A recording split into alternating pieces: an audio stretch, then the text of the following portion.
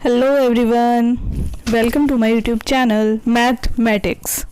सो जल्दी से चैनल को लाइक कर दीजिए, शेयर और सब्सक्राइब कर दीजिए चैनल को, और वीडियो को लाइक और ज़्यादा से ज़्यादा शेयर कर दीजिए। तो ये हमारा लीनियर अलजेब्रा की सीरीज़ चल रही है, जिसमें आज हम पढ़ेंगे डिटर्मिनेंट ऑफ द मैट्रिक्स की कुछ मोर property and singular and non singular matrices के बारे में। तो चलिए, this is our lecture number 13 on linear algebra. As we know, it is based on the CSIR, NET, JRF and GATE mathematics, and it is also useful for IIT JAM, MSc entrances, BSc MSc regular classes. ये सब के लिए useful है, क्योंकि ये basic वही linear algebra है जो सब कॉम्पिटिटिव एग्जाम्स में आता है। +2 के बाद के जो हमारे पास हायर मैथमेटिक्स है, this is important for all, whether you are during TIFR exam के लिए, गेट के लिए, किसी भी एग्ज़ाम के लिए आप प्रिपेयर कर रहे हो। तो चलिए स्टार्ट करते हैं। हमारा first one is the property of determinant of matrix. ये चीज़ होगी हमारे पास। तो property of determinant of matrix, ये चीज़ पढ़ेंगे अब हम। सबसे पहली चीज़ मेरे पास क्या है, पहले हमने बहुत सारी पढ़ चुके हैं हम। Determinant of Hermitian matrix can be any number. अब जो हार्मिशियन मैट्रिसेस होता है उसका डिटर्मिनेंट कोई भी नंबर हो सकता है, उस पर कोई रिस्ट्रिक्शन नहीं है कि वो रियल होगा, इमेजनरी होगा या फिर जीरो होगा। अब कैसे होगी ये चीज़, तो चलिए पहले सिमेट्रिक सिमेट्रिक आएगा यहाँ, ठीक है। हार्मिशियन बाद में पढ़ेंगे। Determinant of symmetric matrix can be any number.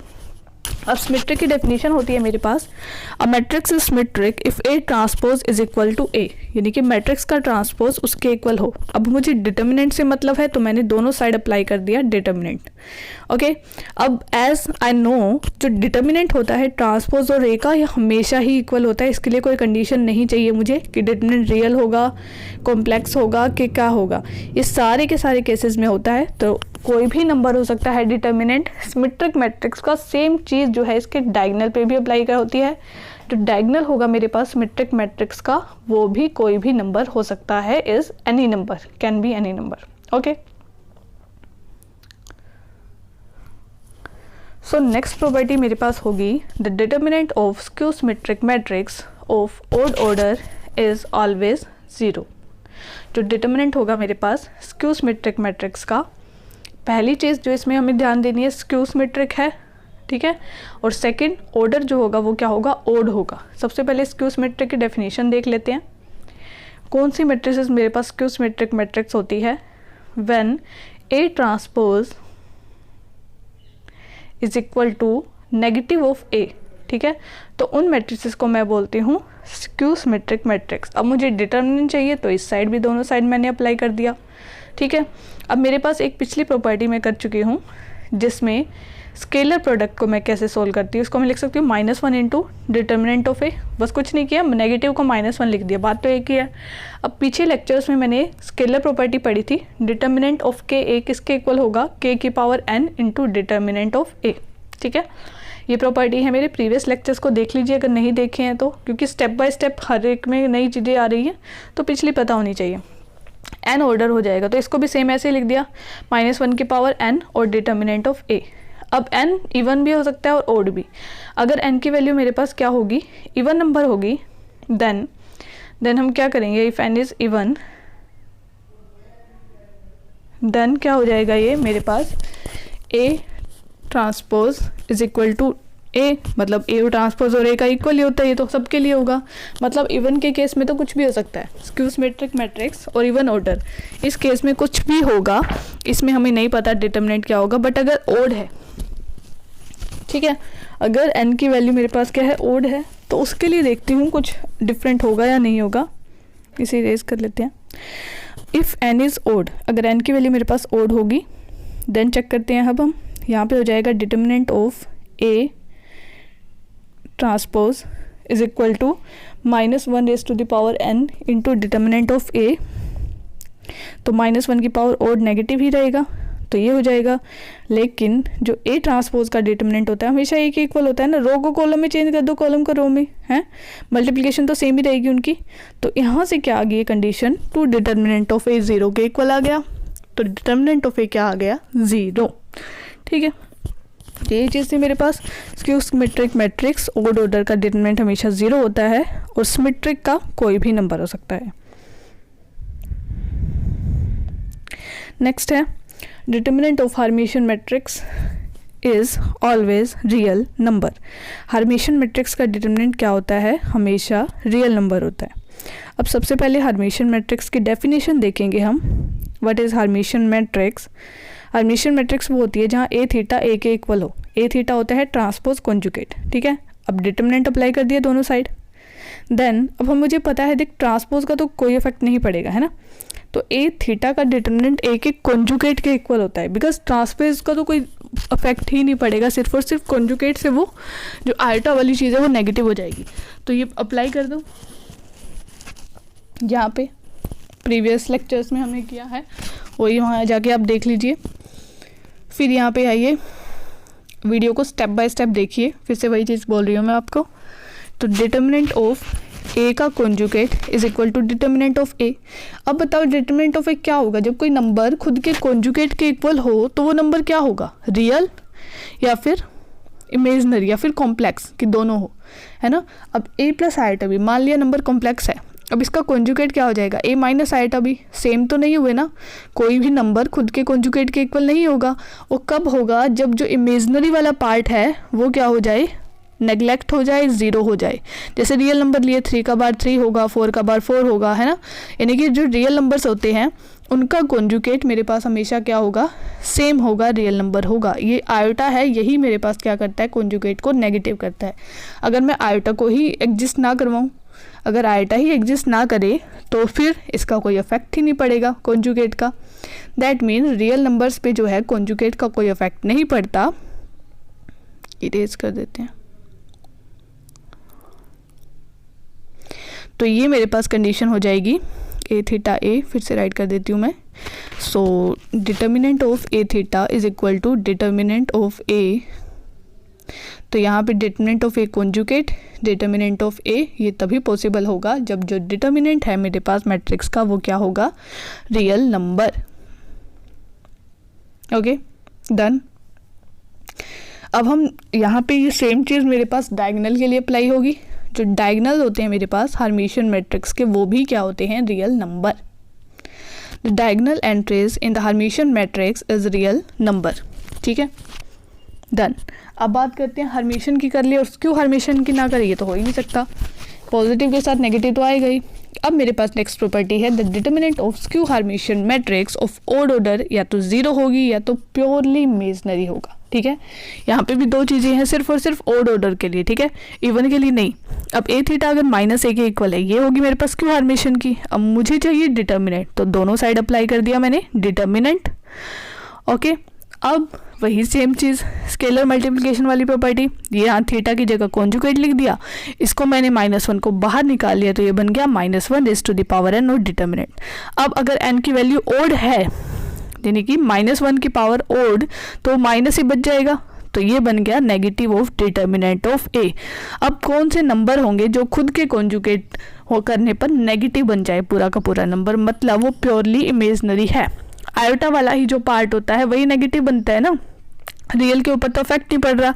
अब ये डिटर्मिनेंट मेरे पास क्या होगा, या तो जीरो होगा, क्योंकि जीरो का तो नेगेटिव और पॉजिटिव बराबर है, जीरो हो सकता है, या फिर होगा प्योरली इमेजनरी, क्योंकि 3 आयोटा प्योरली इमेजनरी, कॉन्जुगेट करेंगे तो नेगेटिव बन गया। 4 आयोटा प्योरली इमेजनरी, अब इसका कॉन्जुगेट करेंगे तो नेगेटिव बन गया, ठीक है। तो यही चीज़ होगी, skew Hermitian matrix odd order जो होगा उसका डिटर्मिनेंट हमेशा या तो जीरो होगा या तो प्योरली इमेजनरी होगा, और यही चीज़ इसके डायगोनल के साथ होगी। जो डायगोनल एंट्रीज होगी मेरे पास skew Hermitian matrix of odd order की, या तो ज़ीरो होगी या तो प्योरली इमेजनरी होगी। डन। नेक्स्ट है मेरे पास सिंगुलर मैट्रिक्स। एक मिनट, पहले एक एग्जांपल देख लेते हैं। ठीक, ये रहा, ठीक है। ये मेरे पास एक मैट्रिक्स गिवन है, मुझे फाइंड करना है डिटर्मिनेंट ऑफ ए। अब क्लियरली दिख रहा है। सबसे पहले डायगोनल मैट्रिक्स देखते हैं हम, डायगोनल एंट्रीज क्या है इसकी। यहाँ पे लाइन लगा देती हूँ मैं, ये क्रॉस हो जाता है हमेशा, तो ये डायगोनल एंट्रीज हमेशा दिख रही है, यहाँ पे जीरो है। These are the diagonal entries, diagonal elements. अब डायगोनल एलिमेंट्स मेरे पास क्या है इस मैट्रिक्स के, all diagonal elements of this matrix are zero. Diagonal matrix तो जीरो आ गए। अब जो बाकी है मेरे पास ऊपर और नीचे वाले मतलब कॉन्जुगेट पोजीशंस पे है जो A12 और A21, वो क्या है, एक दूसरे का नेगेटिव है, यानी कि नेगेटिव बन रहा है। तो मैट्रिक्स जो है वो या तो स्क्यू होगी, स्क्यू वाली होगी, या तो स्क्यू सिमेट्रिक होगी, या तो स्क्यू हार्मिशियन होगी। ठीक है, स्क्यू वाली होगी क्योंकि वो नेगेटिविटी आ रही है रियल नंबर पे। अगर हाँ इमेजनरी पे तो आ सकती थी हार्मिशियन में कि A प्लस आएटा भी A माइनस बनता, बट यहाँ पे तो रियल नंबर नेगेटिव बन रहा है ना, तो वो या तो स्क्यू सिमेट्रिक होगी या तो स्क्यू हार्मिशियन। यहाँ पे जो ABCD है वो सारे R है। ठीक है, गिवन है ये चीज़। अभी मेरे पास रियल नंबर है, तो रियल नंबर में मैं सिमेट्रिक की बात करती हूँ, हार्मिशियन को छोड़ देती हूँ। ठीक है, क्योंकि रियल और स्क्यू सिमेट्रिक तो स्क्यू हार्मिशियन बन ही जाएंगे और दोनों की सेम प्रॉपर्टियाँ हो जाएगी। ठीक है, तो मैं स्क्यू सिमेट्रिक का ले लेती हूँ। यहाँ पे डायगोनल एंट्रीज मेरे पास क्या है, 0 है, और ऑर्डर क्या है इसका, ओड है, 3 है ना, और 3 मेरे पास क्या होता है, odd number. Done. Then determinant मेरे पास क्या हो जाएगा, स्क्यू सिमेट्रिक, स्क्यू हार्मिशियन, या I can say skew symmetric matrix of odd order. कितना होता है, अभी पीछे किया है मैंने, 0। ठीक है, इमेजनरी क्यों नहीं होगा। ओके, सो यहाँ पे मेरे पास जो डिटर्मिनेंट हो जाएगा यहाँ पे स्क्यू सिमेट्रिक मैट्रिक्स, या फिर I can say skew Hermitian matrix भी हो सकती थी ये। स्क्यू सिमेट्रिक है यहाँ पे, but this is skew Hermitian matrix purely imaginary. अब प्योरली इमेजनरी हो सकता है ये, क्योंकि ये बन तो हार्मिशियन भी गई, क्योंकि एवरी रियल और स्क्यू सिमेट्रिक मैट्रिक्स क्या होती है, स्क्यू हार्मिशियन। बट यहाँ पे क्या है, जो सारी की सारी एंट्रीज है रियल है। अब रियल नंबर्स को मल्टीप्लाई करो, प्लस करो, माइनस करो, यानी कि डिटर्मिनेंट फाइंड करो, तो वो रियल ही आएगा, तो वो इमेजनरी तो हो ही नहीं सकता। ठीक है, इसलिए 0 आया। नेक्स्ट अब हम लेते हैं एक मैट्रिक्स ली मैंने 5, 1 प्लस आएटा, 3 प्लस 4 आएटा, 7 प्लस 11 आएटा, एंड 1 माइनस आएटा 7, 13 प्लस 2 आएटा, 7 4 प्लस 6 आएटा। 1 मिनट मैं राइट कर देती हूँ इसको एक बार। ये क्या हो जाएगी, 1 3 minus 4 iota, and this one is 7 minus 11 iota, and this one is 13 minus 2 iota, 4 minus 6 iota, and this one is 4 and 6 and 4 and 6. I think the matrix बन गई हमारी complete। 4 4 6 4 6 6 4 6 4। ठीक है, ओके डन। अब ये मेरे पास मैट्रिक्स बनी है एक 4 क्रॉस 4 की। क्लियरली नंबर ऑफ रोज मेरे पास 4 है, एंड नंबर ऑफ कॉलम्स भी जो है मेरे पास वो कितने हैं, 4 ही हैं। And I have to find the determinant of this matrix. मुझे डिटर्मिनेंट फाइंड आउट करना है, तो चलिए फाइंड आउट करते हैं। सबसे पहले एंट्रीज को ही देखते हैं हम, रियल हैं, साथ में जो डायगोनल की एंट्रीज हैं, ठीक है, और कॉम्प्लेक्स है या नहीं है। एंट्रीज जो इसकी बाकी एंट्रीज है वो तो रियल भी और कॉम्प्लेक्स भी है, मतलब ये सिमेट्रिक भी हो सकती है और हार्मिशियन भी हो सकती है, दोनों चीज़ों में से कुछ भी हो सकती है ना। सिमेट्रिक, स्क्यू हार्मिशियन या फिर स्क्यू हार्मिशियन, इन चारों में से देखते हैं हम क्या होंगी, या फिर कोई और ही मैट्रिक्स बनेगी। ठीक है, तो इनके लिए मुझे डायगोनल एंट्रीज देखनी होती है, पूरी की पूरी मैट्रिक्स तो कोई वो नहीं। पहले डायगोनल एंट्रीज देखो क्या बन रही है इसकी। एक बार को दूसरा मार्कर ले लेती हूँ इसको डिनोट करने के लिए। दिस वन इज़ 5, लाइन लगा देती हूँ। ये हमेशा ये टेढ़ी चली जाती है, रहने दो, नहीं लगाते, छोड़ो। तो यहाँ पे 1 मिनट इरेज कर देते हैं इसको। अब यहाँ पे डायगोनल एंट्रीज क्लियरली दिख तो रही है सबको, 5 7 4 और 4, ये है मेरे पास इसके डायगोनल एंट्रीज। अब मैं इसको 0 0 लगा देती हूँ इनके ऊपर सर्कल, दैट इज सर्कल लगा दिया 5 7 4 एंड 4। ये जो मेरे पास 4 एंट्रीज है, 4 एंट्रीज, ये क्या है, सारी की सारी रियल है। अब रियल किसकी होती है, देखो स्क्यू सिमेट्रिक की डायगोनल एंट्रीज होती है 0, और स्क्यू हार्मिशियन की होगी या तो 0 होगी या तो प्योरली इमेजनरी होगी। यानी कि जो डायगोनल एंट्रीज है मेरे पास वो क्या है, रियल है। दैट मीन जो मैट्रिक्स बनेगी या तो सिमेट्रिक बनेगी या तो हार्मिशियन बनेगी, है ना, या तो सिमेट्रिक बनेगी या हार्मिशियन। सिमेट्रिक की कुछ भी हो सकती है, और हार्मिशियन की मेरे पास क्या होगी, रियल। ये देखिए यहाँ पे देख लीजिए, तो ये कुछ भी हो सकती है मेरे पास, यहाँ से मैं फाइंड आउट कर सकती हूँ इसको।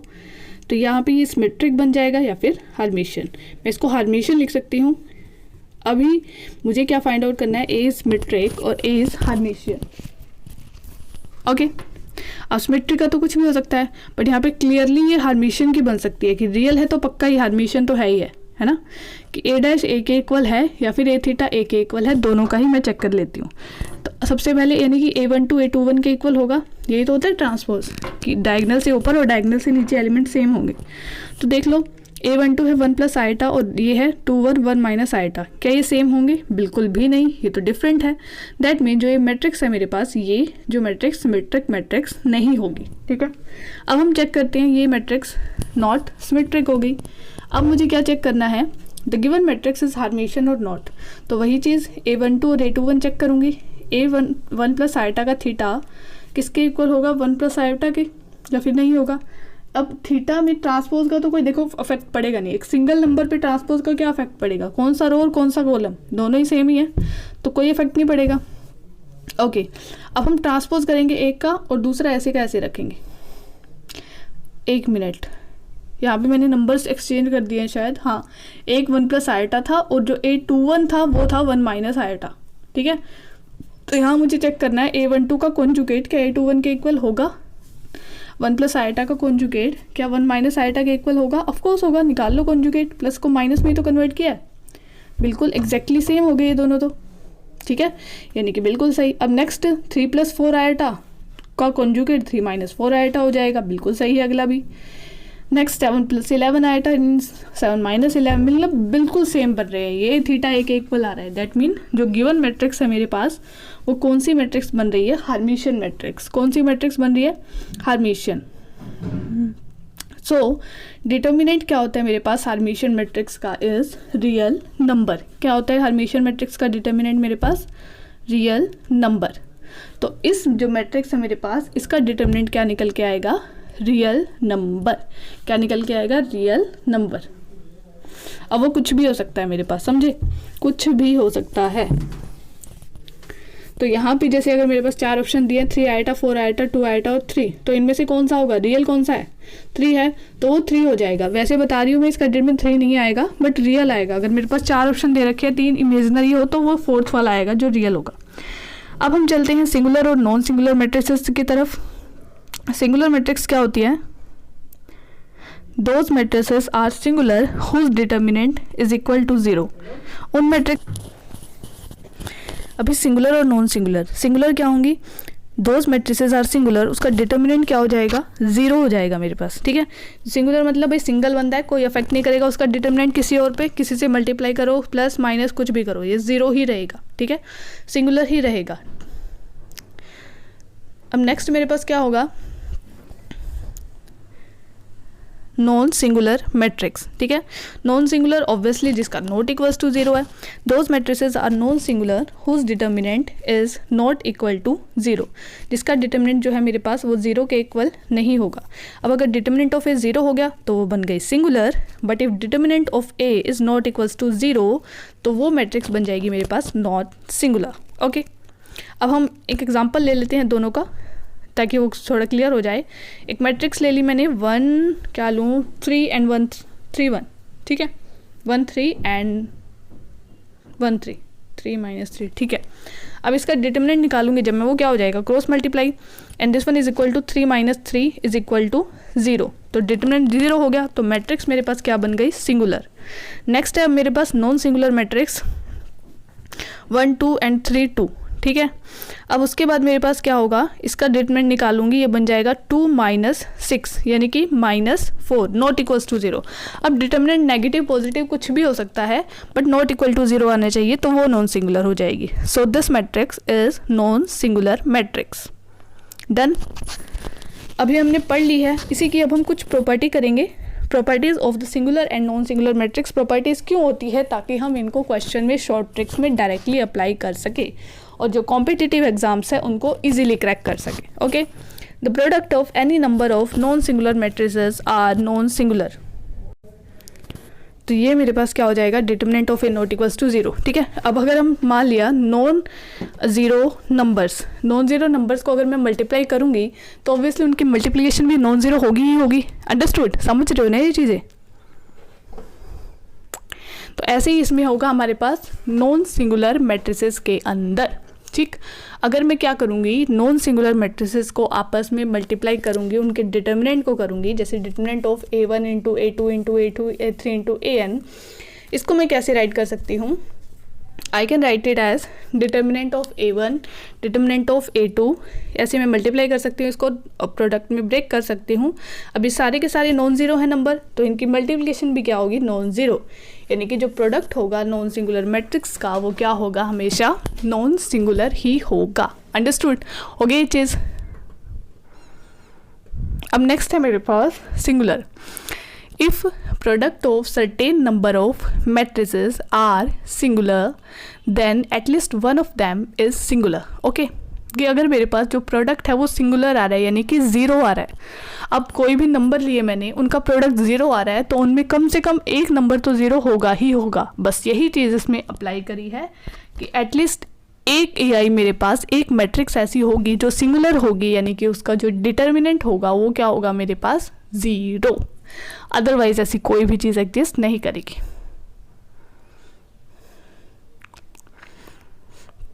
Okay, done.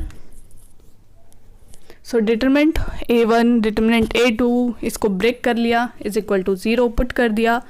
तो अब मेरे पास की क्या हो जाएगा, अगर ये ज़ीरो है तो कम से कम एक ज़ीरो होगा, अगर सारे के सारे नॉन ज़ीरो हैं तो भाई प्रोडक्ट भी क्या आ जाएगा, नॉन ज़ीरो।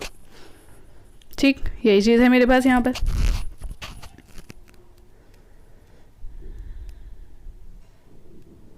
चलिए अब हम करते हैं next. The sum of the two non singular matrices can be either singular और नॉन सिंगुलर। अभी मेरे पास क्या होगा, मैं क्या लेती हूँ, नॉन सिंगुलर मैट्रिसेस ले ली। जैसे अब मुझे पता है determinant of A plus B is not equal to determinant of A plus determinant of B। ठीक है, ये चीज़ होगी मेरे पास,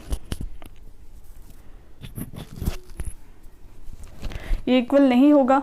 अब ऐसे ही ऐसे भी पॉसिबल है कि जो डिटर्मिनेंट है A और B का ज़ीरो हो बट प्लस करके ज़ीरो ना हो, क्योंकि ये तो कभी भी इक्वल ही नहीं होंगे। या फिर A प्लस B का ज़ीरो हो लेकिन A और B का सेपरेटली ज़ीरो ना हो, है ना। तो दो नॉन सिंगुलर मैट्रिसेस को अगर मैं प्लस करती हूँ, हो सकता है उनका जो प्लस करके मैट्रिक्स है वो सिंगुलर बन जाए।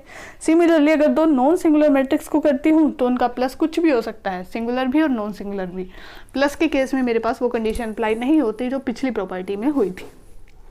ठीक, अभी क्वेश्चन है मेरे पास, if A is an square matrix of order 3 such that A cube is equals to 4A, then determinant of A may be. अब A cube is equals to 4A है ये, इस टाइप के क्वेश्चन चाहे A की power n कुछ भी दे रखा हो, अगर मुझे डिटर्मिनेंट पूछ रखा है तो मैं इसको ऐसे ही सॉल्व करूँगी जैसे 10th क्लास में हम पॉलिनोमियल को सॉल्व करते थे। ओके, तो चलिए सॉल्व करते हैं।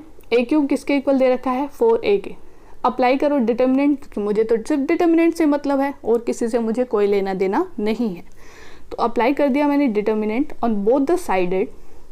अब वो दो प्रॉपर्टी लगाती हूँ मैं डिटर्मिनेंट की, जो आई थिंक फर्स्ट डिटर्मिनेंट के लेक्चर में की थी हमने। हाँ, यस। तो वो दो प्रॉपर्टी है, सबसे पहले डिटर्मिनेंट ऑफ A की power n is equal to, पहले डिटर्मिनेंट निकालो फिर पावर कर दो, या फिर पहले पावर करके वो डिटर्मिनेंट निकालो। और सेकंड स्केलर मल्टीप्लिकेशन वाली, ठीक है, ये दोनों सेम होगी, जहाँ पे n क्या होगा, ऑर्डर होगा मैट्रिक्स का, यानी कि स्क्वायर मैट्रिक्स है ये। अब दोनों प्रॉपर्टीज इसके ऊपर लगा दो। Determinant of A cube is equal to 4 की क्यूब डिटर्मिनेंट ऑफ A। 4 की क्यूब क्यों लिया, क्योंकि जो मैट्रिक्स है वो ऑर्डर 3 की है। अब इस साइड लिया इसको, लेफ्ट हैंड साइड माइनस में आ गया, 4 क्यूब, एक minute, 4 cube into determinant of A is equal to 0। Now take determinant of A common, determinant of A square minus 4 cube is equal to 0। ये चीज़ होगी। अब यहाँ से मैं क्या करूँगी, डिटर्मिनेंट ऑफ A को मैं 0 ले लूँगी और ये बन जाएगा determinant of A square minus 4 का क्यूब इज इक्वल टू 0। अब एक तो आ गई वैल्यू मेरे पास 0, अब दूसरी इससे निकलेगी, दो वैल्यूज़। 4 का क्यूब होता है 64, सो डिटर्मिनेंट ऑफ A की वैल्यू आ गई प्लस माइनस 8। तो 3 वैल्यूज़ आ गई मेरे पास, एक है 0, एक है +8 and the next one is -8। Done, question is done, answer is done. Lock कर दिया जाए। तो चलिए हमारा क्वेश्चन हो गया है कंप्लीट। तो ये ऑप्शन है, इनमें से फर्स्ट, सेकंड और थर्ड, 0, 8 और -8 फर्स्ट, सेकेंड और फोर्थ करेक्ट है, 0, 8 एंड -8। चलिए नेक्स्ट करते हैं अब हम। एग्जाम्पल नहीं है, एग्जाम्पल हो चुके हैं, बस एक प्रॉपर्टी पढ़ेंगे हम छोटी सी। चलिए देखते हैं इसमें मेरे पास क्या होगी। फर्स्टली ये बोलती है the determinant of real matrix is real. ठीक है, अगर मैं कोई मैट्रिक्स लेती हूँ जिसकी सारी की सारी एंट्रीज मेरे पास क्या है, रियल नंबर है, ठीक है, तो उसका डिटर्मिनेंट भी रियल आएगा। अब वो क्यों आया, क्योंकि देखो डिटर्मिनेंट में हमें 3 चीज़ें अप्लाई करनी पड़ती है, प्लस, माइनस और प्रोडक्ट, बस। अब अगर 2 रियल नंबर को प्लस करूँगी रियल होगा, माइनस करूँगी तो रियल होगा, मल्टीप्लाई करूँगी तो रियल ही होगा, यानी कि उसका डिटर्मिनेंट मेरे पास क्या निकल के आएगा, रियल नंबर।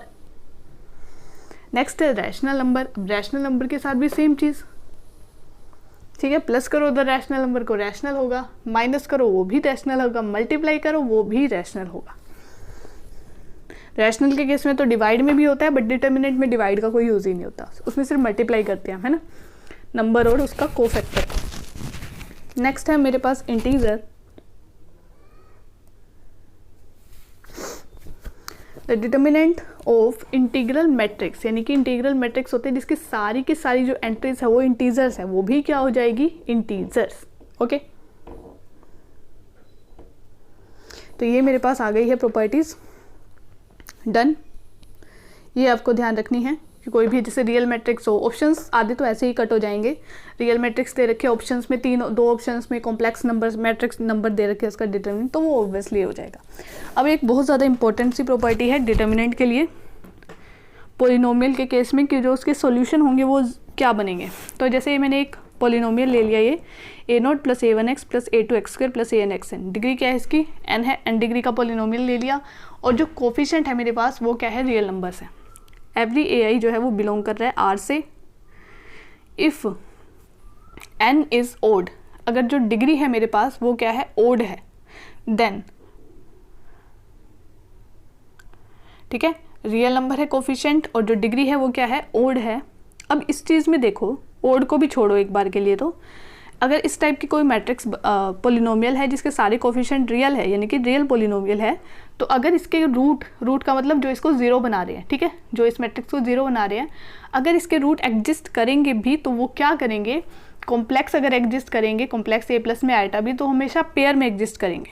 यानी कि अगर 2 + 3 आयोटा इसका रूट है तो 2 - 3 आयोटा भी इसका रूट होना ही होना चाहिए, समझ गए। अगर 4 + 3 आयोटा इसका रूट है तो 4 - 3 आयोटा भी इसका रूट होना ही चाहिए। डन। अभी यही चीज़ें इसमें होगी। अगर n की वैल्यू ओड है, यानी कि 3, 5, 7 समथिंग, देख लेते हैं आगे, a0 + a1x + a2x² + 1 minute cube में लेना है ना हमें, n की वैल्यू ओड हो, ठीक है,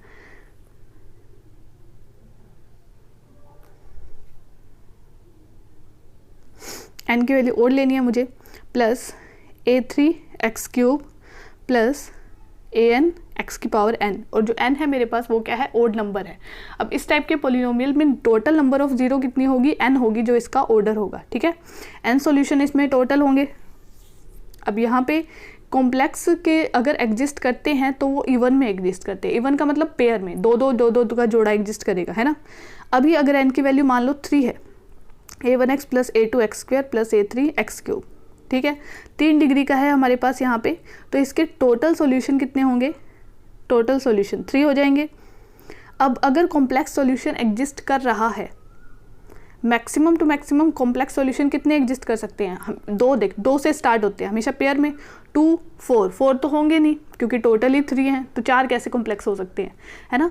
तो मैक्सिमम कॉम्प्लेक्स सॉल्यूशन मेरे पास कितने होंगे, 2 होंगे, और तो फिर बचा कितना, 1, तो वो जो बचेगा मेरे पास रिमेनिंग होगा वो क्या होगा, रियल नंबर, क्या होगा, रियल नंबर का सॉल्यूशन, ठीक है। दैट मीन अगर इस टाइप की कोई मैट्रिक्स है ओड की, तो जो इवन वाले मैक्सिमम टू मैक्सिमम मान लो इवन है, अगर मान लो 5 है ओड, तो उनमें से 4 अगर मेरे पास कॉम्प्लेक्स हो गए तो कम से कम 1 तो रियल बचेगा ही बचेगा, ठीक है। तो हर एक ओड पावर ऑफ पॉलिनोमियल में a1 रियल सॉल्यूशन होगा ही, और एटमोस्ट कितने होंगे, n, जितने हैं total, at most n real solution. बस यही था इसका। अब इसी टाइप से हम एक एग्जांपल कर लेते हैं। ये एक मैट्रिक्स दे रखी है मेरे पास AX, ठीक है। तो सबसे पहली चीज़ मेरे को देखना है यहाँ, for all x belongs to R AX is singular. Singular मतलब डिटर्मिनेंट 0 के इक्वल है। डिटर्मिनेंट 0 कब आएगा? जब जो ये पॉलिनोमियल सा बनेगा इसका वो 0 आ जाएगा, मतलब पिछली वाली यूज़ करनी है। या फिर there exist x belongs to R such that AX is singular, ये चीज़ प्रूव करनी है।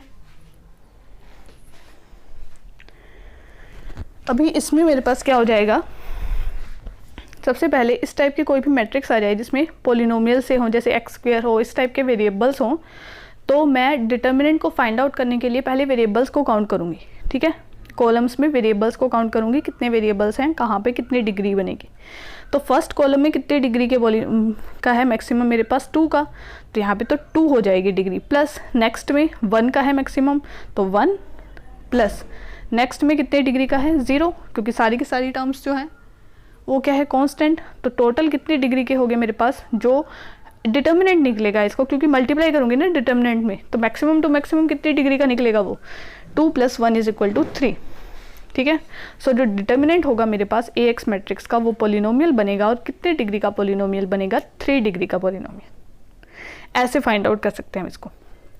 अभी 3 डिग्री का पॉलिनोमियल वही जो हमने पीछे थ्योरम प्रूव करी है वही अप्लाई करेंगे इसके ऊपर। AX³ + BX² + CX + D, इस टाइप का कुछ पॉलिनोमियल बनेगा। ABCD कुछ भी हो सकती है, ओके। तो यहाँ पर मेरे पास क्या हो जाएगा, कोफिशिएंट जो है इसके सारे के सारे रियल है। और कोफिशिएंट रियल क्यों है, क्योंकि जो मैट्रिक्स के जो मेंबर्स हैं, देखो जो x² के आगे आया वो 1 आया या 2 आया है, कोई भी नंबर और कुछ नहीं है, सारे के सारे क्या है रियल ही हैं, ठीक है। तो ये मैट्रिक्स जो बनेगा इसका डिटर्मिनेंट क्या होगा, एक पॉलिनोमियल बनेगा जिसके कोफिशिएंट सारे क्या है 0 हैं। यानी कि इसका 0 सॉल्यूशन कब होगा, और डिग्री का, समझ गए। तो ये वही बन गया ना, डिटर्मिनेंट क्या बन गया, पॉलिनोमियल बन गया और डिग्री का और रियल है। तो एटलीस्ट 1 रियल सॉल्यूशन और एट मोस्ट n, तो एटलीस्ट एक x मेरे पास ऐसा बिलोंग करेगा जिसके लिए जो AX है वो सिंगुलर होगा, यानी कि डिटर्मिनेंट जो है वो 0 होगा, यानी कि जो पॉलिनोमियल है वो 0 होगा, समझे। और ज़्यादा से ज़्यादा 3 x ऐसे बिलोंग्स करेंगे जिनके लिए मेरे पास क्या हो जाएगा, ये सिंगुलर हो जाएगा। डन। तो फर्स्ट जो ऑप्शन है वो गलत है, सारे के सारे x के लिए मेरे पास सिंगुलर नहीं होगा, सारे के सारे x के लिए जो पॉलिनोमियल है वो 0 के इक्वल नहीं होगा, कम से कम 1 के लिए होगा, ज़्यादा से ज़्यादा 3 के लिए। तो सेकंड ऑप्शन करेक्ट है कि देयर एग्जिस्ट, एक तो कम से कम एग्जिस्ट करेगा ही करेगा जिनके लिए जो AX है वो क्या हो जाएगा मेरे पास, सिंगुलर हो जाएगा। डन। अब ऐसे ही नॉन सिंगुलर भी निकाल सकते हैं कि बहुत सारे ऐसे एलिमेंट एग्जिस्ट कर सकते हैं मेरे पास जिनके लिए वो नॉन सिंगुलर होगा, यानी कि बहुत सारे x ऐसे एग्जिस्ट करेंगे जो इस पॉलिनोमियल का सॉल्यूशन नहीं होंगे, बट फॉर ऑल के लिए नहीं होगा, ठीक है। तो चलिए यहीं हम खत्म करते हैं। Like, share and subscribe my channel mathematics. Thank you so much.